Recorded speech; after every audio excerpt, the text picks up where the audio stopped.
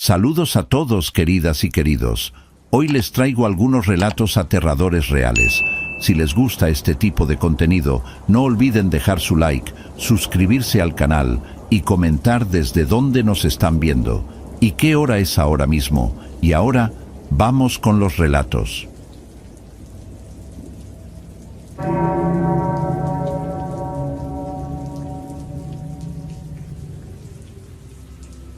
Trabajo en el servicio de recolección de basura o limpia pública, como le dicen acá. Es un trabajo duro, mal pagado y sobre todo sucio. Uno se acostumbra al olor. Al principio te dan arcadas, te pones Big Vaporub debajo de la nariz, usas doble mascarilla, pero a la semana ya ni lo notas. El olor a lixiviados, esa mezcla agria y dulce de comida podrida, pañales y cosas peores, se te impregna en la piel, en la ropa, hasta en el gusto de la boca. Llegamos a ser inmunes, o eso creía yo hasta esa noche. Normalmente cubrimos la ruta del centro y 2 colonias residenciales, pero esa semana el camión número 4 se desvieló y el jefe, un tipo gordo y déspota que nunca se ha subido a una unidad, nos mandó a cubrir la ruta de la sierra. Eso implicaba subir por caminos de terracería para recoger los desechos de rancherías alejadas y cooperativas agrícolas. Mi compañero esa noche era Ciro. Ciro es un hombre de unos 50 y tantos años, seco como la tierra de temporal, de esos que hablan 3 palabras por hora y fuman delicados sin filtro uno tras otro. Yo iba manejando. Ciro iba de copiloto, cabeceando contra la ventana. Eran cerca de las 2 de la mañana. La lluvia había estado cayendo de forma intermitente, ese tipo de lluvia fina y molesta que aquí llamamos chipi chipi, que no moja de golpe, pero empapa todo y hace que el asfalto se vuelva jabón. Teníamos que pasar cerca del antiguo vertedero municipal, el de San Hilario. Ese lugar lleva clausurado oficialmente desde el 2005, creo.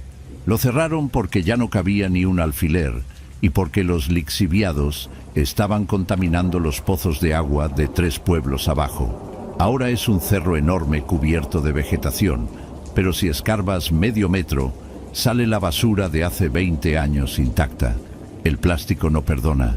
La cuestión es que, aunque está cerrado, mucha gente de los pueblos cercanos sigue yendo a tirar cosas ahí para no pagar la cuota o porque el camión no pasa seguido. Basurero clandestino, le dicen, pero todo el mundo sabe y nadie hace nada.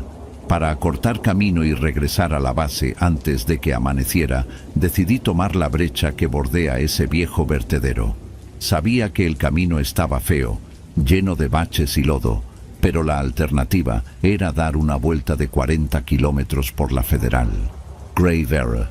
El camión, un International viejo que vibraba como matraca, empezó a toser a mitad de la subida. Las luces parpadeaban, perdiendo fuerza. Yo le menté la madre al mecánico del taller. Golpeé el volante, reduje la marcha a primera, pero nada.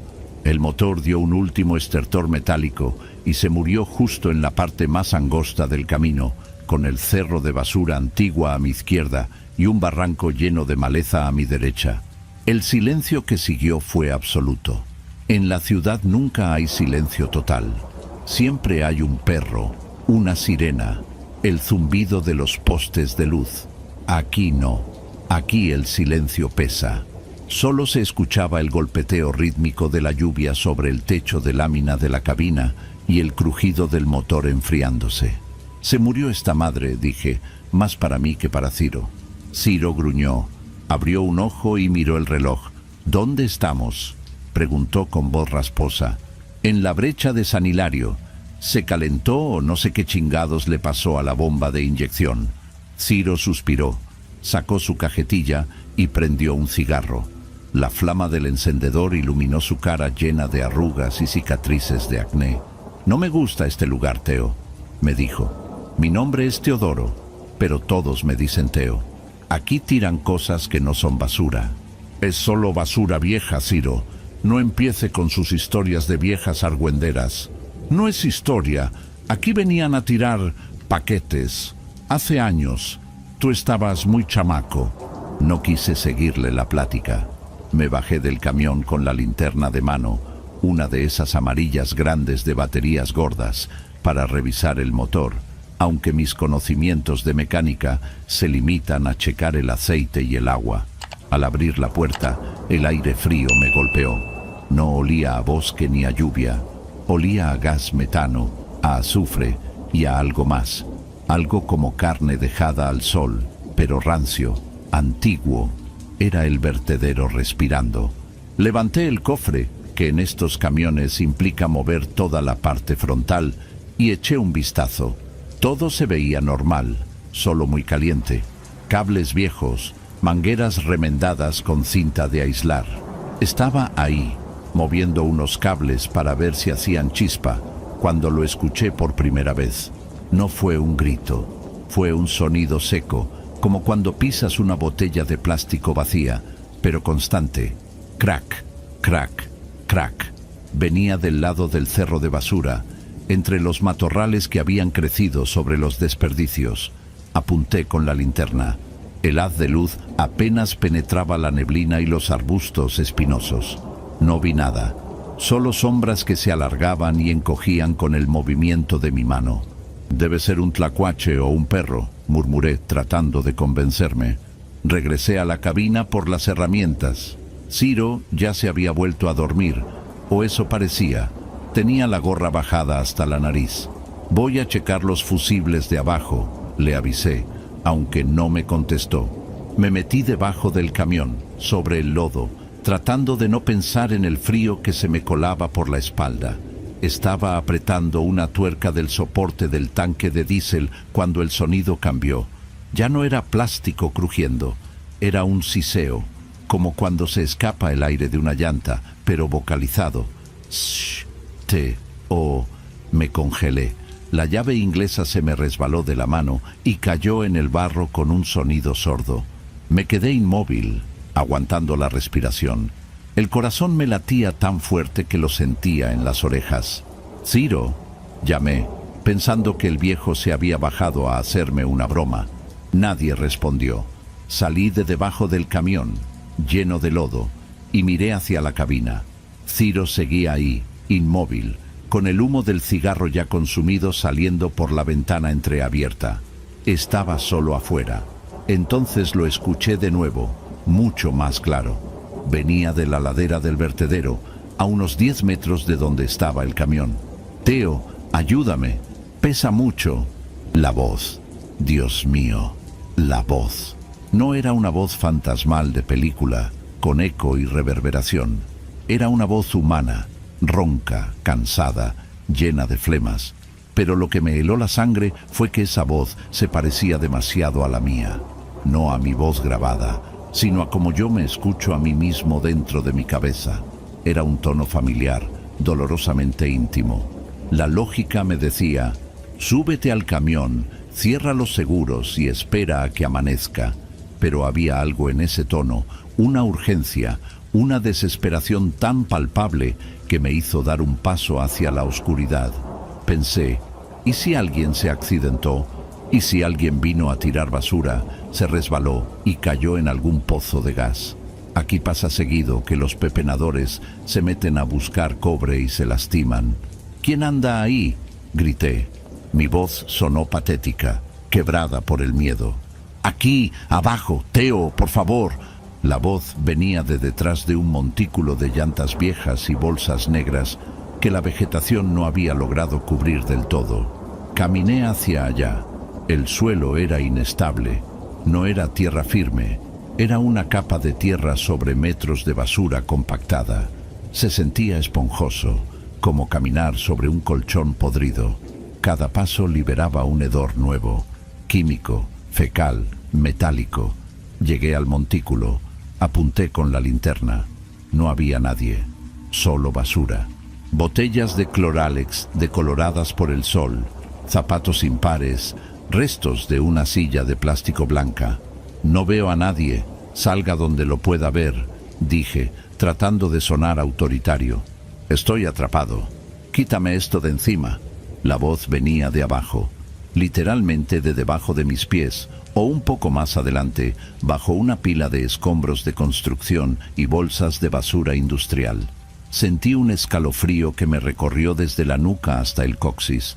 Alguien enterrado vivo. La idea me revolvió el estómago. «¡Aguanta!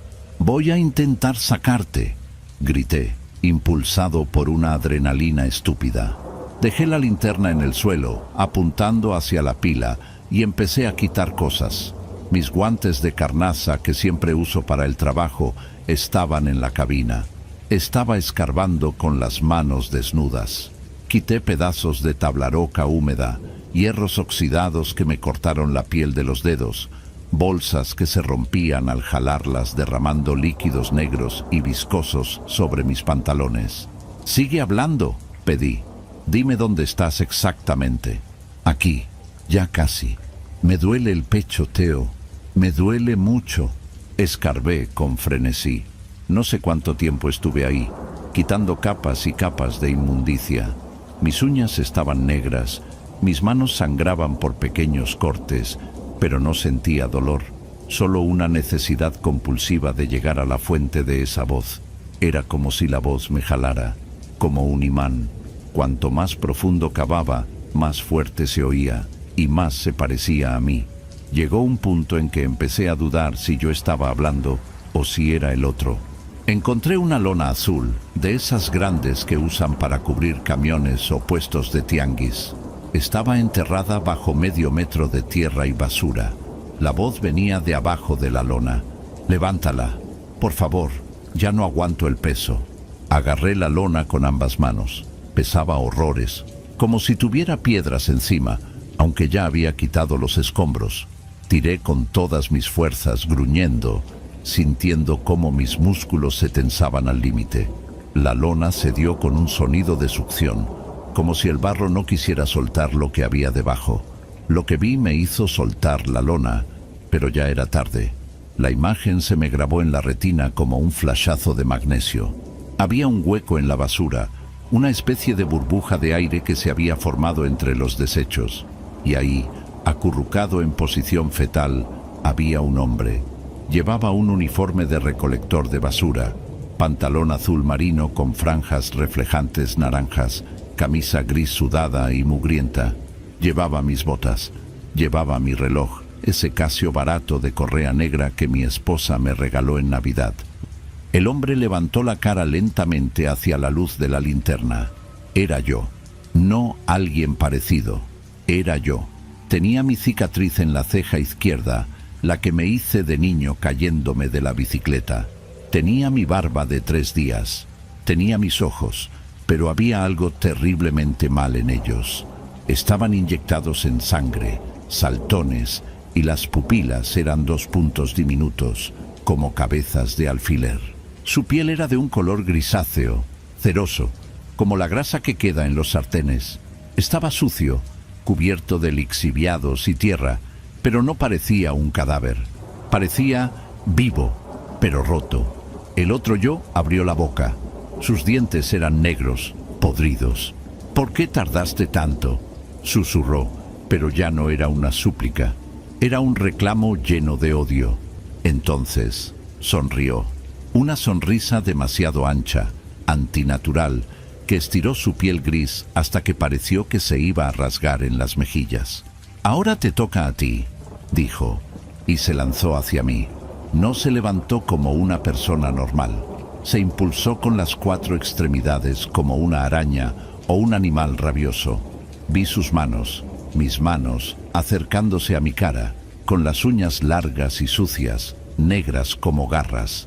Grité. Fue un grito que me desgarró la garganta, un sonido animal de puro terror primario. Intenté retroceder, pero el suelo de basura cedió bajo mis pies. Me resbalé. Caí de espaldas sobre botellas rotas y latas oxidadas. Sentí el peso de ese ser sobre mí. No pesaba como un hombre, pesaba como una bolsa de cemento mojada, un peso muerto y asfixiante. Sentí sus manos frías, heladas, cerrándose alrededor de mis tobillos. Tenía una fuerza descomunal. Me estaba arrastrando hacia el agujero, hacia la oscuridad de donde había salido. No, suéltame, Ciro, Ciro, ayúdame, berreaba yo, pataleando con desesperación.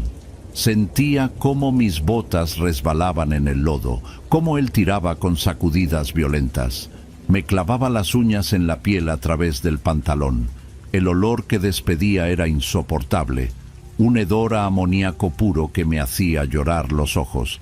Tenía su cara a centímetros de mis pies, sonriendo, con esa boca negra abierta lista para morder. «Te quedas aquí, te quedas tú», repetía entre risitas agudas que sonaban como ratas chillando. Logré agarrar una piedra o un pedazo de concreto, no sé qué era, y se lo lancé con todas mis fuerzas. Le dio en la cabeza. Sonó un crack húmedo, como romper una sandía.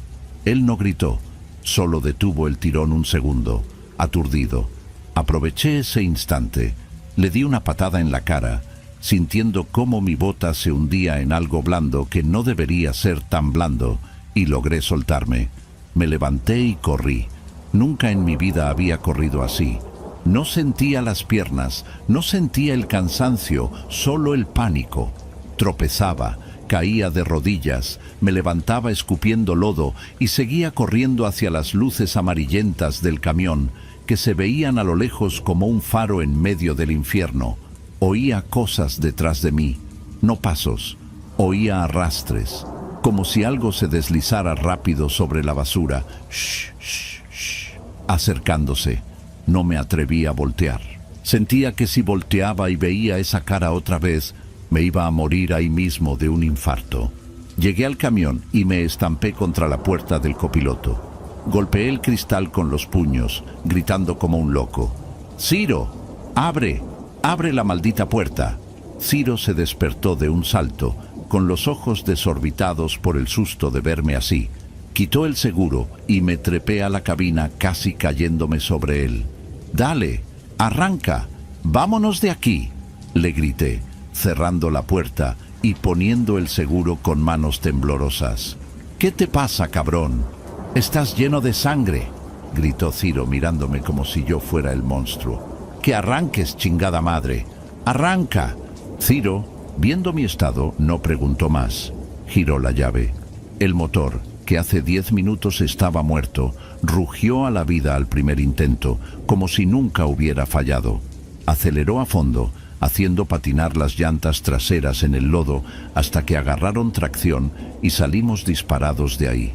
Yo no dejaba de mirar el espejo retrovisor. La luz roja de los frenos iluminaba la brecha detrás de nosotros. Juraría, por la vida de mis hijas, que vi una silueta parada en medio del camino, justo donde empieza la basura. Una silueta que levantaba una mano y se despedía lentamente. No hablamos en todo el camino de regreso.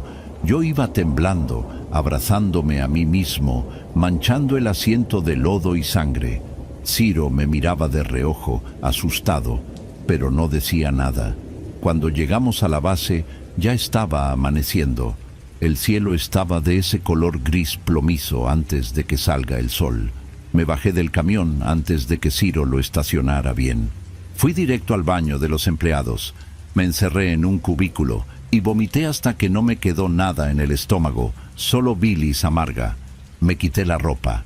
Estaba hecha un asco, y ahí fue cuando lo vi y supe que no había sido una alucinación por los gases o el cansancio. Tenía los pantalones rasgados a la altura de las pantorrillas. Mi piel estaba morada, llena de moretones en forma de dedos. Eran marcas de agarre. Pero lo que me hizo sentarme en el suelo del baño y empezar a llorar en silencio no fueron los moretones. Fue que en el dobladillo de mi pantalón, enganchado en la tela, había algo. Era un pedazo de uña, una uña humana, sucia, gris y gruesa, y un trozo de piel muerta pegada a ella. Y en mi bota derecha, en la punta de acero de mi bota derecha, había marcas de dientes, abolladuras en el cuero duro, como si un perro grande hubiera intentado masticarla, pero con la forma inconfundible de una mandíbula humana. Renuncié al día siguiente. Le dije a mi esposa que me peleé con el supervisor, que ya no aguantaba el trato. No le dije la verdad. ¿Cómo le explicas a tu mujer que te encontraste contigo mismo enterrado en un basurero y que esa cosa intentó arrastrarte con ella. Me mudé de ciudad. Nos fuimos a vivir con mi cuñado a Puebla capital por un tiempo, mientras consigo otra cosa. Trabajo ahora en un almacén, de día, nunca de noche. Pero el problema es que no terminó ahí. Hace 3 noches estaba sacando la basura de la casa de mi cuñado. Era tarde, ya habían pasado las 11. Al acercarme al contenedor grande de la esquina, escuché un ruido, un susurro. Venía de adentro del contenedor de metal. Teo, te encontré. Salí corriendo y dejé las bolsas tiradas en la banqueta. Ahora duermo con la luz prendida y con tapones en los oídos. Pero a veces, cuando estoy en ese punto entre dormido y despierto, siento que el colchón se hunde un poco, como si alguien se sentara a la orilla de mi cama, y me llega ese olor, ese maldito olor a basura vieja, a lixiviados y a tierra mojada. Sé que no debo abrir los ojos. Sé que si los abro, voy a ver mi propia cara, gris y sonriente, mirándome desde la oscuridad de mi propia habitación. No sé cuánto tiempo más pueda aguantar sin mirar. Siento que cada noche se acerca un poco más. Si alguien trabaja en la limpia, o si pasan cerca del antiguo vertedero de San Hilario en Veracruz, por lo que más quieran, no se detengan. Y si escuchan su nombre entre la basura, corran. No miren, no busquen, porque lo que sea que vive ahí abajo, tiene hambre, y tiene envidia de los que estamos arriba. Y creo que ahora sabe dónde vivo.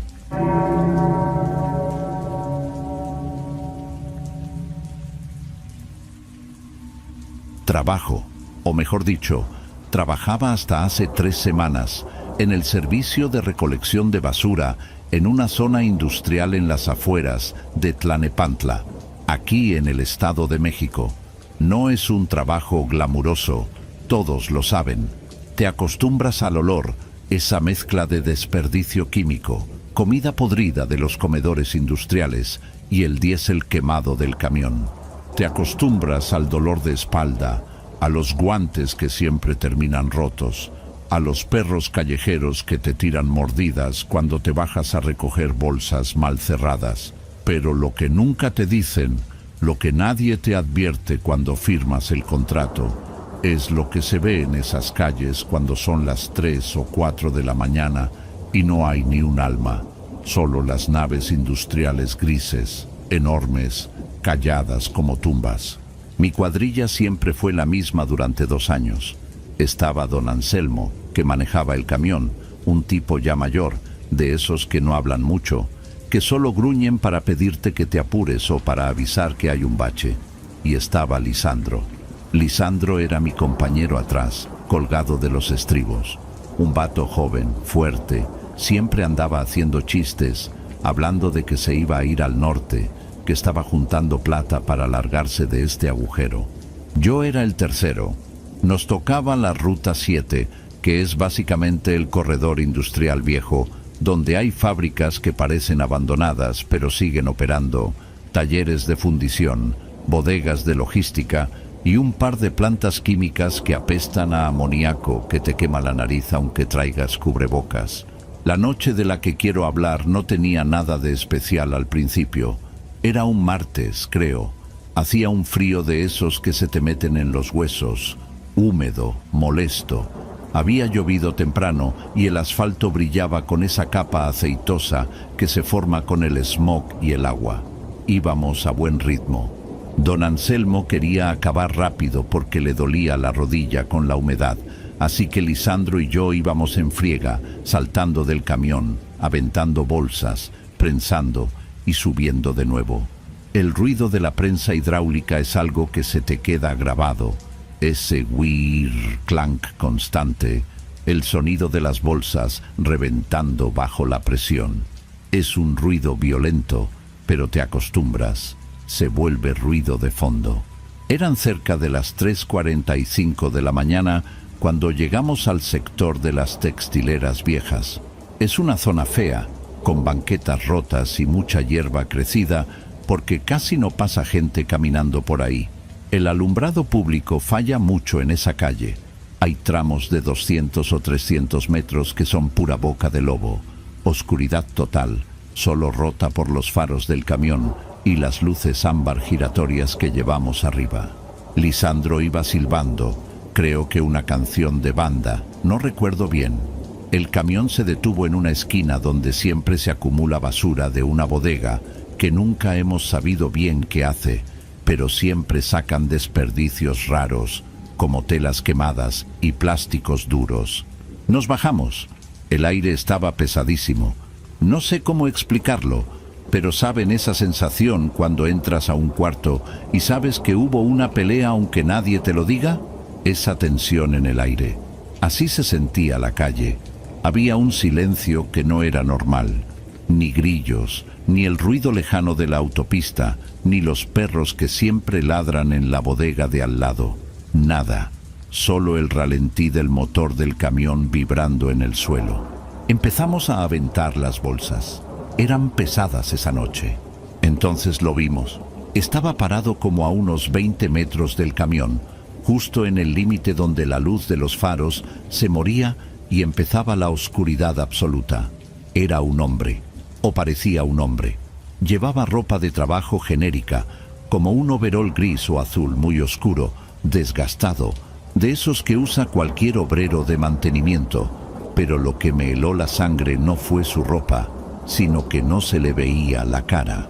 No es que no tuviera cabeza, es que llevaba una gorra muy calada y la cabeza agachada, y la sombra en esa calle parecía pegársele más a él que a nosotros. Lo más raro era lo que cargaba. Tenía una bolsa negra en la mano derecha. Las bolsas de basura industriales son negras, brillantes, reflejan la luz de las faras, se ve la textura del plástico estirado. Esta no. Esa bolsa era mate, completamente opaca. Era como si hubieran recortado un pedazo de la noche y le hubieran dado forma de bolsa. No reflejaba ni el más mínimo brillo de las luces giratorias del camión. Y se veía llena, voluminosa, como si llevara escombros o algo sólido. Lisandro le gritó, medio en broma, medio en serio: «¡Epa, jefe! ¿Trae basura? Échela de una vez que ya nos vamos». El tipo no contestó, ni siquiera levantó la cabeza. Solo empezó a caminar hacia nosotros. Y aquí es donde mi cerebro empezó a decirme que algo estaba muy mal. Sus pasos no sonaban. Llevaba botas industriales, se veían pesadas, con suela de goma dura, y caminaba sobre grava y asfalto mojado. Debería haber un cras-cras o el golpe de la bota, pero nada. Se movía en silencio absoluto, como si estuviera flotando a 2 milímetros del suelo, aunque mis ojos veían que pisaba. Don Anselmo, desde la cabina, tocó el claxon 2 veces, impaciente. El ruido me hizo saltar. El tipo llegó hasta la parte trasera del camión, donde estábamos nosotros. Lisandro, que era muy echado para adelante, se le quedó viendo y le dijo: «¿Qué pasó, carnal? ¿Te comieron la lengua los ratones o qué?». El sujeto se detuvo justo frente a la tolva, esa parte abierta donde echamos la basura antes de activar la prensa. Sin decir una palabra, levantó la bolsa. Y aquí noté otra cosa que me revolvió el estómago. La bolsa no pesaba, o al menos no parecía pesar. Por el volumen que tenía, debía pesar sus buenos 10 o 15 kilos. Pero el tipo la levantó con una sola mano, con la muñeca floja, como si estuviera llena de aire o de plumas. La aventó dentro de la tolva. La bolsa cayó sobre el resto de la basura. No hizo ruido al caer. No hubo un golpe sordo, ni el sonido de plástico arrugándose. Cayó como si fuera una proyección, una imagen sin sustancia. Quedó ahí, encima de unas cajas de cartón mojadas y bolsas de residuos de comedor. Era un agujero negro en medio de la basura. El tipo se dio la vuelta inmediatamente y empezó a caminar de regreso a la oscuridad, con ese mismo paso silencioso y mecánico. «¡Pinche loco!», murmuró Lisandro, y le dio al botón verde para activar la prensa. «Vámonos, Lalo, que este lugar me está dando mala espina». La placa de acero de la compactadora empezó a bajar. Es un sistema hidráulico con una fuerza brutal, diseñado para aplastar muebles, madera, lo que sea. Normalmente, Cuando la placa agarra la basura, escuchas el crujido, el estallido de botellas, la madera partiéndose. La placa bajó y enganchó la bolsa negra junto con el resto de la basura para jalarla hacia el interior del camión. En el momento exacto en que la prensa comprimió esa bolsa negra, el mundo se rompió. No hubo sonido de basura aplastada. Hubo un golpe seco, durísimo, que vino desde adentro de la caja del camión. ¡Tump! Fue tan fuerte que sentí la vibración en las suelas de mis botas. Lisandro y yo nos miramos, con los ojos abiertos de par en par. ¿Qué pedo fue eso?, preguntó Lisandro quitando la mano del botón de seguridad. La prensa se detuvo a medio ciclo. No sé, güey. Sonó como si hubiera explotado algo, le dije acercándome con cuidado. Pero entonces, sin que nadie tocara los controles, la prensa volvió a arrancar. El sistema hidráulico gimió, pero no era el sonido normal. El motor del camión se aceleró solo, rugiendo como si estuviera haciendo un esfuerzo titánico. Y entonces empezaron los ruidos. No eran golpes mecánicos, eran rasguños. Imaginen el sonido de unas uñas gigantescas, duras como el acero, rasguñando una pizarra, pero amplificado 1000 veces. ¡Screech! Venía de adentro de la caja compactadora. El metal de las paredes del camión empezó a vibrar. ¡Apágalo! Dile a don Anselmo que apague la toma de fuerza, me gritó Lisandro tapándose los oídos. Corrí hacia la cabina golpeando el costado del camión. Don Anselmo, pare la máquina. Don Anselmo tenía la cara pálida. Estaba peleando con la palanca de velocidades y el interruptor de la toma de fuerza. No responde, muchacho. Se trabó esta madre, gritaba él con el pánico en la voz. Regresé a la parte trasera. El camión entero se estaba sacudiendo violentamente, como si tuviera un animal prehistórico atrapado en la panza tratando de salir a golpes. La suspensión rechinaba, las luces parpadeaban, y en medio de ese escándalo de metal torturado, escuché algo que me hizo orinarme encima, literalmente. Sentí el calor en la entrepierna y no me importó. Eran gritos, pero no eran gritos humanos normales. Eran gritos ahogados, distorsionados, como si alguien estuviera gritando debajo del agua, pero con un tono de desesperación y dolor que te erizaba la piel.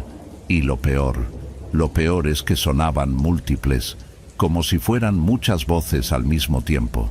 Lisandro estaba paralizado frente a la boca de la tolva. La bolsa negra ya no se veía.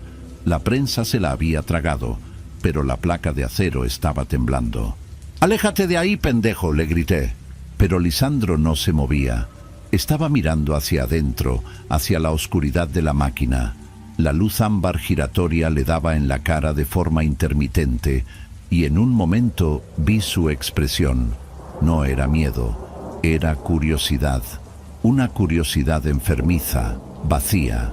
«Se abrió», murmuró Lisandro. Apenas lo escuché por el ruido del motor. «¿Qué?», grité acercándome para jalarlo.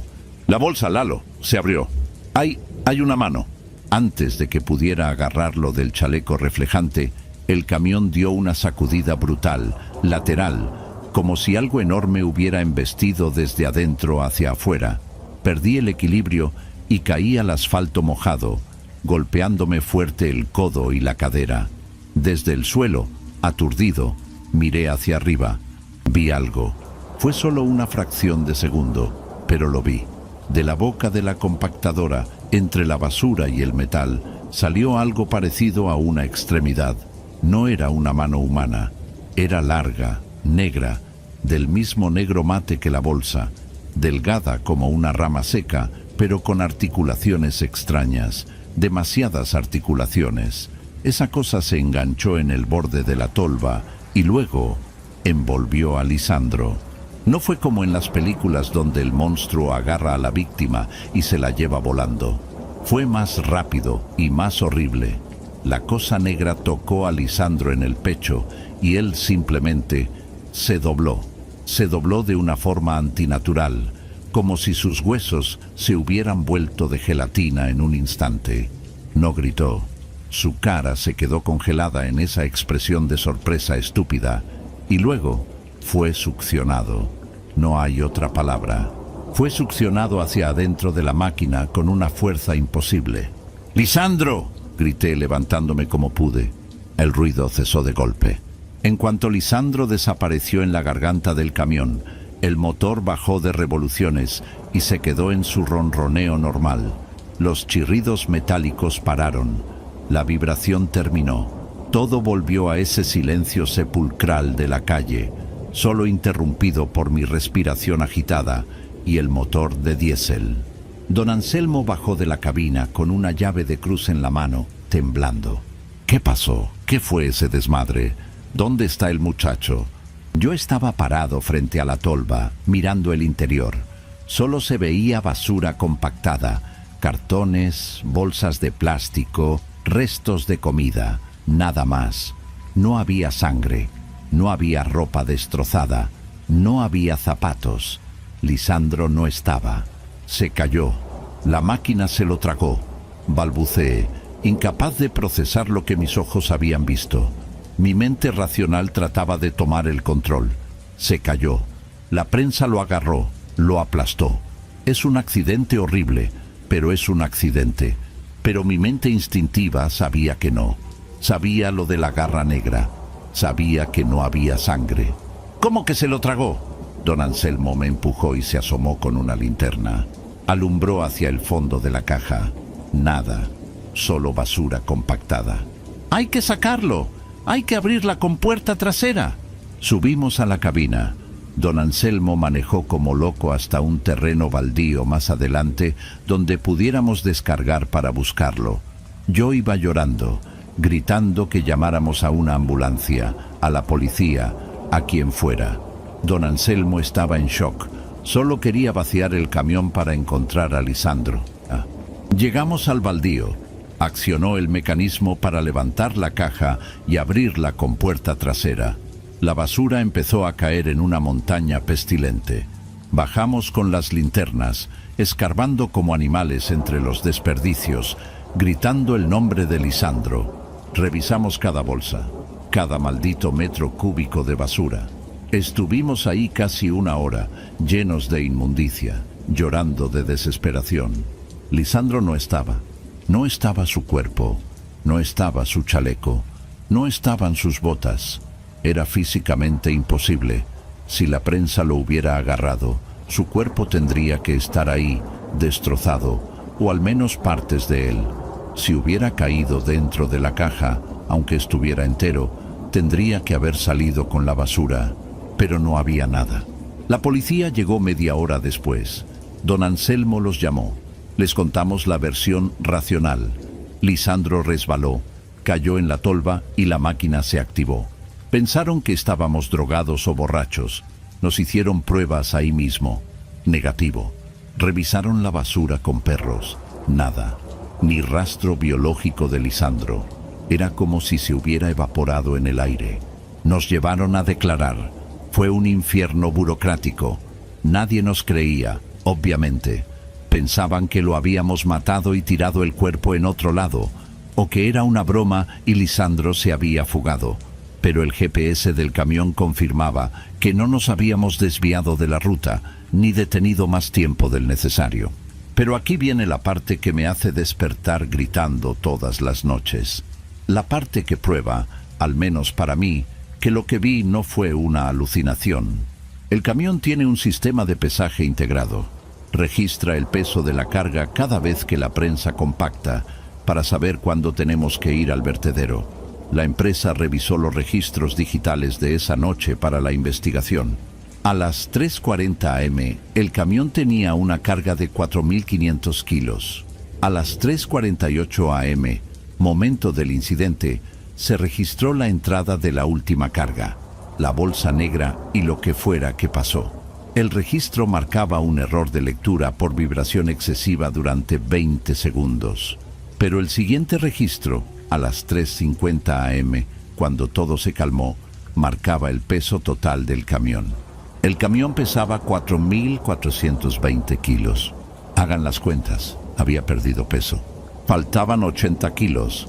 Lisandro pesaba más o menos unos 78 o 80 kilos. Era un tipo robusto. La lógica dice que si metes un cuerpo de 80 kilos al camión, el peso total aumenta a 80 kilos. Pero aquí pasó lo contrario. Fue como si al entrar en esa cosa, en esa bolsa o en lo que fuera que salió de ella, Lisandro hubiera dejado de existir en nuestra realidad física, restando su peso de la ecuación. O peor aún, como si la bolsa negra tuviera una masa negativa, un vacío que se come la materia. Renuncié al día siguiente. No pude volver a subirme a ese camión. Don Anselmo también lo dejó. Se jubiló antes de tiempo. Dicen que ahora se la pasa todo el día en la iglesia rezando, que no quiere hablar con nadie. Pero la historia no acaba ahí. Ojalá acabara ahí. Vivo en un barrio modesto, de casas pegadas unas a otras. Hace 3 noches me levanté por agua a la cocina. Eran como las 4 de la mañana. Mi ventana da a la calle. Escuché un ruido afuera. No un ruido fuerte, sino esa ausencia de ruido que sentí aquella noche. Me asomé discretamente por la cortina. Ahí estaba, el mismo hombre, el mismo overol gris, la misma gorra calada ocultando la cara. Estaba parado en la acera de enfrente, bajo la luz parpadeante de un poste. No se movía. Solo estaba ahí, parado. Y en su mano derecha llevaba una bolsa negra. Pero esta vez la bolsa se veía diferente. Ya no era plana o amorfa. Ahora tenía una forma más definida. Se veía llena, pesada.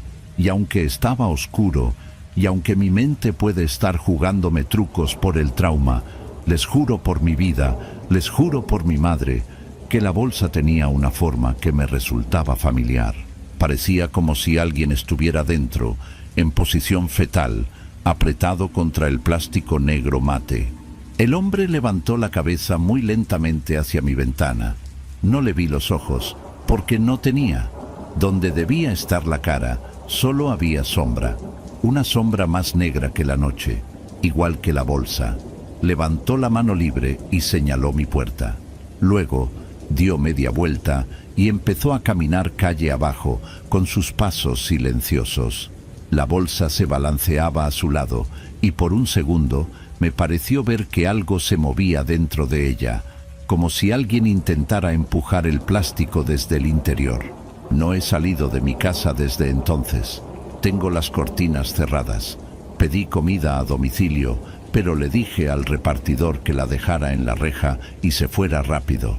No sé qué hacer. La policía no va a hacer nada. Nadie me va a creer. Solo sé una cosa. Existe una leyenda entre los pepenadores más viejos. Una que nunca escuché con atención hasta que busqué en foros de internet hace 2 días. Hablan del recolector de sombras. Dicen que aparece en las rutas industriales olvidadas. Dicen que su bolsa nunca se llena de basura. Dicen que si ves al hombre de la bolsa negra y ves cómo mete su carga al camión, es porque tú eres el siguiente encargo. El espacio en la bolsa que vi hace 3 noches ya está ocupado por Lisandro. Eso lo tengo claro. Pero anoche volvieron a pasar. Escuché el camión de la basura de mi barrio. Escuché los frenos de aire. Y luego escuché un silencio repentino. Me asomé por una rendija. El hombre de la bolsa estaba ahí, junto al camión de mis vecinos recolectores. Pero esta vez traía una bolsa nueva, una bolsa vacía, plana, colgando de su mano, esperando ser llenada. Y estaba mirando fijamente el número de mi casa. Si están leyendo esto y trabajan en la noche, o si alguna vez ven a un trabajador parado solo en una calle oscura con una bolsa que parece absorber la luz, no se detengan, no miren, y por lo que más quieran, no dejen que la tire en su vehículo, porque lo que sea que haya ahí dentro tiene hambre, y creo que nunca se llena.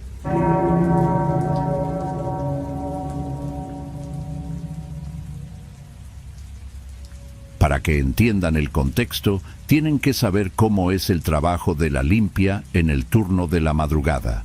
No es solo recoger bolsas y tirarlas atrás. Es un trabajo físico, brutal, repetitivo y asqueroso. El ruido del compactador hidráulico te deja sordo. El olor se te mete en los poros de la piel y no sale ni con cloro, y siempre estás alerta porque en estas zonas, a las 3 o 4 de la mañana, lo que te encuentras en la calle no suele ser gente buena. Trabajábamos en una ruta específica que cubría la parte trasera de varias fábricas, bodegas viejas y un par de colonias que están a medio construir, de esas donde el asfalto se acaba y empieza la terracería de golpe.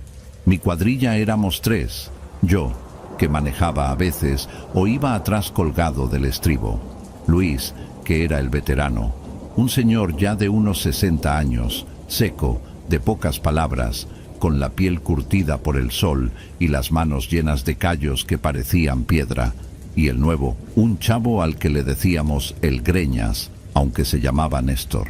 Néstor era el típico joven que cree que se las sabe todas, bocón, siempre con el celular en la mano cuando podía, burlándose de todo para hacerse el valiente.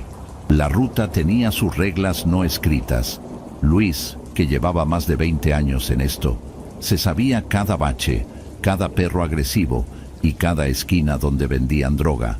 Él era quien nos decía dónde apurarnos y dónde podíamos pararnos a echar un cigarro.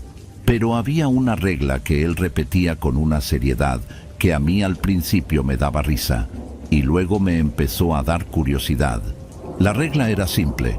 El contenedor que estaba detrás de la vieja fábrica de textiles, el que tenía el número 47 pintado con aerosol blanco ya casi descarapelado, no se tocaba después de las 3 de la mañana. Si llegábamos antes, bien, lo vaciábamos rápido y nos íbamos.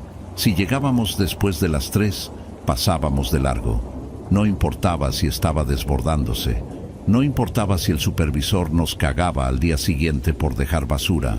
Ese contenedor se quedaba ahí. Al principio pensé que era pura superstición de viejo, o que quizás en ese callejón se hacían tratos raros a esa hora, y Luis no quería problemas con los malandros. Cuando le pregunté la primera semana, solo me miró por el retrovisor, con esos ojos cansados y oscuros, y me dijo: «No preguntes pendejadas, Felipe, solo haz caso. A ese bote no te acercas si el reloj ya marcó las 3. Se pone pesado». Yo me encogí de hombros. En este trabajo, uno aprende a no cuestionar a los que llevan años sobreviviendo la noche, así que lo respeté. Pasaron meses y nunca tuvimos problemas. A veces pasábamos a las 2:15 y vaciábamos el 47 sin bronca. Era basura industrial normal, recortes de tela, plásticos, cartones húmedos, a veces restos de comida de algún comedor cercano, nada fuera de lo común.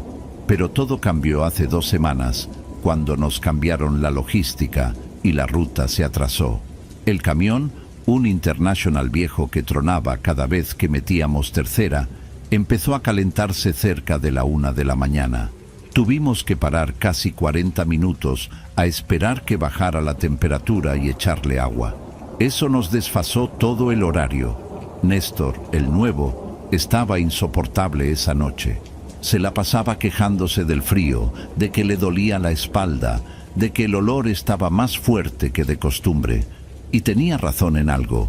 Esa noche, la atmósfera se sentía pesada, como cuando va a caer una tormenta eléctrica y el aire se pone denso, estático. Había una neblina baja, de esa que se mezcla con el smog y pica en la garganta. Llegamos a la zona de la fábrica textil a las 3:20 am. Lo miré en el tablero digital del estéreo del camión. 3:20. Luis iba manejando esa noche. Cuando vio la hora, apretó la mandíbula y aceleró un poco para pasar de largo el callejón donde estaba el contenedor 47. El callejón es una boca de lobo, flanqueado por muros de ladrillo rojo muy altos, sin ventanas, con alambres de púas oxidados arriba. Al fondo se ve la silueta del contenedor, un armatoste de metal verde oscuro, abollado, grande, de esos que tienen tapas de plástico negro pesadas. «Pásale, Luis, vámonos», le dije yo sabiendo la regla. Pero Néstor, que iba colgado del estribo del lado derecho, Empezó a golpear la lámina del camión, la señal para que paráramos. ¡Párate, viejo! ¡Nos falta este!, gritó Néstor con esa voz chillona que tenía. Luis no se detuvo, siguió de frente, mirando fijo el camino. ¡Que te pares, chingada madre!, gritó Néstor más fuerte, y casi se baja del camión en movimiento. Luis frenó de golpe unos 50 metros más adelante, enfadado. Se bajó de la cabina azotando la puerta. Yo me bajé del otro lado, sintiendo un nudo en el estómago. El ambiente estaba en silencio total. No se oían grillos, ni perros, ni el zumbido lejano de la autopista. Nada. Solo el ralentí del motor diésel del camión, que sonaba como un animal asmático. «¿Qué te pasa, imbécil?», le gritó Luis a Néstor. «Te dije que ese ya no se hace. Son las 3:30 casi». «Ay, no mames, don Luis», respondió Néstor caminando de regreso hacia el callejón, arrastrando las botas. «Si dejamos ese bote lleno nos van a descontar el día. Ya me dijeron los del sindicato que traen pedos con esta ruta. Yo no voy a perder lana por sus miedos de viejito». «Néstor, ven para acá», le grité yo, intentando sonar autoritario, pero mi voz salió más débil de lo que quería. El chamaco no hizo caso. Se metió al callejón caminando con esa arrogancia de quien no sabe dónde está parado. Luis se quedó junto a mí, pálido. Nunca lo había visto así. Era un hombre que se había peleado a golpes con borrachos armados, que había sacado perros muertos de alcantarillas, pero ahí estaba, temblando ligeramente, sacando un cigarro con manos torpes. «Déjalo», murmuró Luis. «Si es pendejo, que aprenda». Pero no podíamos dejarlo. Si le pasaba algo, la bronca era nuestra. Así que caminamos detrás de él, pero nos quedamos a unos 10 metros del contenedor, justo donde la luz amarilla y enfermiza de la única farola de la calle dejaba de iluminar y empezaba la sombra densa del callejón. Vi a Néstor llegar al contenedor. El 47 estaba rebozando. Había bolsas negras apiladas encima de las tapas cerradas. Lo raro es que no se veían moscas. Normalmente, un contenedor lleno a esa hora tiene una nube de insectos, incluso con frío. Aquí no había nada. Y el olor no olía a basura normal. Olía a cobre, a sangre vieja y a algo dulce, como flores podridas en un cementerio inundado. Me tapé la nariz con el guante, pero el olor traspasaba la tela. «¡Está hasta la madre!», gritó Néstor desde el fondo, su voz haciendo eco en las paredes de ladrillo. «¡Echen una mano! ¡No sean culeros!». «No lo abras, Néstor», gritó Luis. Su grito sonó desesperado, agudo. «Solo agárralo de encima y vámonos». Néstor se rió. Lo vi negar con la cabeza, burlándose. Agarró una de las bolsas que estaban encima para tirarla al suelo y poder abrir la tapa. En cuanto movió la bolsa, escuchamos un sonido. No fue un ruido de basura cayendo, fue un clac, seco, como cuando rompes una rama gruesa de madera seca, o un hueso de pollo, pero amplificado. Néstor se detuvo, miró la bolsa que tenía en la mano, luego miró el contenedor. «¿Qué pedo?», murmuró, pero lo escuchamos clarito por el silencio sepulcral del lugar. Entonces, la tapa del contenedor, esas tapas pesadas de plástico industrial que se necesitan 2 manos para levantar bien, se levantó sola, apenas unos centímetros, como si la presión de adentro fuera demasiada, o como si algo la empujara. Salió un vaho. Hacía frío esa noche, unos 8 o 9 grados, pero el vapor que salió de ahí adentro era denso, grisáceo. Néstor dio un paso atrás, pero la curiosidad le ganó. Es ese instinto estúpido humano de querer ver lo que te va a matar. Se acercó y levantó la tapa de golpe, quizás pensando que era algún animal, un mapache o un perro callejero atrapado. Lo que vimos desde nuestra posición, a 10 metros, no tiene sentido. La luz de la farola apenas llegaba, pero alcanzamos a ver que el contenedor no estaba lleno de bolsas hasta el tope como parecía. Las bolsas de encima cayeron hacia adentro, como si el interior estuviera hueco, o como si lo que sostenía las bolsas se hubiera movido. Néstor se quedó paralizado, mirando hacia el fondo del contenedor. Su postura cambió instantáneamente. De la arrogancia pasó a una rigidez absoluta. Se le cayeron los brazos a los costados. «Néstor», llamé yo susurrando. El chamaco no se movió. Y entonces escuchamos el sonido de nuevo, pero esta vez fue múltiple. Clac, crac, clac. Sonaba como si alguien estuviera caminando sobre cáscaras de huevo gigantes o rompiendo manojos de apio. Y luego un sonido húmedo, viscoso. Shlop, shlop. «Ayúdame», dijo Néstor. Su voz era un hilo. No gritó. Fue un susurro aterrorizado, como de niño chiquito. Vi cómo algo salía del borde del contenedor. Al principio pensé que era una bolsa de basura que se había atorado y se estaba desenrollando por el viento. Pero no hacía viento. Era una extremidad, una mano, o algo que se parecía a una mano, pero estaba mal. Era demasiado larga. Los dedos tenían demasiadas articulaciones. Era de un color gris pálido, como la piel de un pollo crudo que lleva días al sol, pero brillante, cubierta de una especie de gelatina. La mano se posó sobre el hombro de Néstor. No lo golpeó, no lo jaló con violencia. Fue un movimiento casi delicado, casi cariñoso. Los dedos largos se curvaron alrededor de su cuello y la tela de su uniforme naranja de recolector. Luis a mi lado soltó un gemido ahogado y empezó a recular. «¡Vámonos, Felipe! ¡Corre!», me jaló del brazo. Pero yo no podía moverme. Estaba fascinado y horrorizado. Vi cómo Néstor intentaba girarse, intentaba correr, pero sus piernas no le respondían. O tal vez esa cosa tenía una fuerza que no podíamos percibir. La segunda mano salió, se posó sobre la cabeza de Néstor, y entonces, sin ningún esfuerzo visible, sin que Néstor pudiera siquiera gritar, lo jaló hacia adentro. No fue como en las películas donde la víctima lucha y patalea. Fue instantáneo, un tirón seco, y Néstor se dobló sobre el borde del plástico a una velocidad antinatural. Sus piernas se elevaron en el aire y desaparecieron dentro del contenedor 47. La tapa se cerró de golpe. ¡Bam! El eco del golpe retumbó en todo el callejón. Y luego, silencio. Absoluto y total silencio. Me quedé ahí parado, con la boca abierta, el corazón latiéndome en la garganta tanto que me dolía. Luis ya estaba corriendo hacia el camión. «¡Súbete, cabrón!», me gritó desde la cabina. El miedo me descongeló. Corrí hacia el camión, me subí al asiento del copiloto y cerré la puerta con seguro, como si eso fuera a servir de algo. Luis metió primera y arrancó quemando llanta, sacando el camión de ese lugar como si nos persiguiera el diablo. Manejó sin hablar durante 10 minutos, alejándonos lo más posible, hasta llegar a una avenida principal, donde había una gasolinera abierta y luces LED brillantes.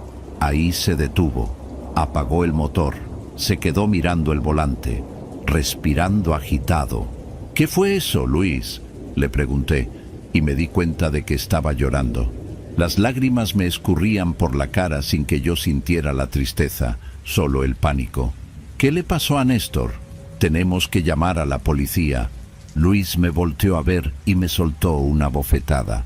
No fue fuerte, pero bastó para calmarme. «No vas a llamar a nadie», siseó. «¿Qué les vas a decir? ¿Que un contenedor de basura se comió al chamaco? ¿Que viste unos dedos de 1,5 metros? ¿Nos van a meter al manicomio o nos van a culpar a nosotros de haberle hecho algo? Piensa, Felipe, piensa. Pero no podemos dejarlo ahí. Ya no está ahí», dijo Luis, con una certeza que me heló la sangre. «Lo que entra al 47 a esa hora ya no regresa, o al menos no regresa igual». Nos quedamos en la gasolinera 1 hora, inventando una coartada. Luis dijo que diríamos que Néstor se bajó en una esquina porque se sentía mal, y dijo que se iría en taxi a su casa, y que no supimos más de él. Era una mentira floja, pero estábamos en estado de shock. Al final, Tuvimos que terminar la ruta. No podíamos llegar con el camión lleno, sería sospechoso. Lo peor fue que la ruta terminaba cerca de donde empezamos. Teníamos que pasar cerca de la zona industrial para ir al vertedero municipal. Cuando pasamos ya eran casi las 5:30 de la mañana. El cielo empezaba a clarear un poco, ese azul oscuro previo al amanecer. «Tenemos que ver», dije yo. No sé por qué lo dije. Era masoquismo puro. Luis negó con la cabeza, pero la curiosidad morbosa, o tal vez la culpa, lo hizo girar el volante. Volvimos al callejón. El contenedor 47 estaba ahí, cerrado, silencioso. Bajamos del camión, armados con barras de metal que usábamos para destrabar el mecanismo de compactación. Caminamos despacio. El olor había cambiado. Ya no olía a sangre ni a flores podridas. Olía a cloro, un olor a cloro tan fuerte que quemaba los ojos. Luis levantó la tapa con la barra, manteniéndose lejos. Estaba vacío, completamente vacío. Ni una bolsa, ni un papel. El metal del fondo brillaba de lo limpio que estaba, como si alguien lo hubiera pulido con ácido. No había rastro de Néstor, ni sangre, ni ropa, ni nada. Pero entonces vi algo en el suelo, justo al pie de la rueda del contenedor. Me agaché a recogerlo. Era el guante de Néstor, el derecho. Estaba rígido, tieso. Cuando lo toqué, sentí que algo crujía adentro. Lo sacudí y cayeron cosas al asfalto. No eran dedos, eran dientes. Cientos de dientes humanos, pequeños, molares, incisivos, caninos, cayeron como lluvia de granizo sobre el pavimento. Solté el guante gritando. Luis alumbró con una linterna los dientes. Algunos tenían empastes metálicos, otros tenían brackets, otros eran amarillentos, de viejo, pero lo más aterrador es que ninguno parecía arrancado con violencia. Estaban limpios, sin raíz, como si hubieran sido mudados naturalmente. Entre los dientes había algo más, un pequeño pedazo de plástico duro. Lo levanté. Era el gafete de Néstor, pero la foto no era la de Néstor. El nombre decía Néstor G., pero la imagen era la de una persona anciana, con la piel colgando, los ojos blancos por cataratas y la boca abierta en un grito silencioso, sin un solo diente. Luis me arrancó el gafete de la mano y lo tiró dentro del contenedor vacío. «¡Vámonos!», dijo con la voz rota. «Nunca estuvimos aquí, nunca vimos nada». Nos fuimos. Al día siguiente reportamos la desaparición de Néstor tal cual habíamos acordado. La policía nos interrogó un par de veces, pero como no había cuerpo, ni sangre en el camión, ni testigos, y Néstor tenía fama de irse de fiesta y desaparecer días, no nos presionaron mucho. Pensaron que se había metido en líos de drogas o que se había fugado con alguna novia. Yo renuncié a la semana. No aguantaba subirme al camión. Cada vez que escuchaba el mecanismo hidráulico compactar la basura, me imaginaba el sonido de esos huesos rompiéndose, ese clac seco. Luis siguió trabajando un tiempo más, hasta que lo jubilaron hace unos días. Fui a verlo a su casa para despedirme, porque me voy a ir a vivir con mi hermana a Querétaro. Lo encontré sentado en su porche, mirando a la nada. Había envejecido 10 años en 2 semanas. Me contó algo antes de que me fuera, algo que es la razón por la que escribo esto. Me dijo que la noche anterior a jubilarse le tocó pasar por ahí.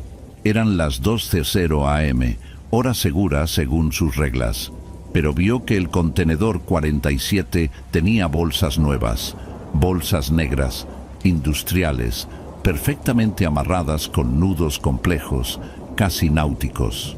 Dijo que la curiosidad le ganó y se bajó a ver una de las bolsas, porque vio que tenía algo escrito con plumón plateado. Se acercó. La bolsa se sentía tibia al tacto, caliente, como si tuviera un animal vivo adentro.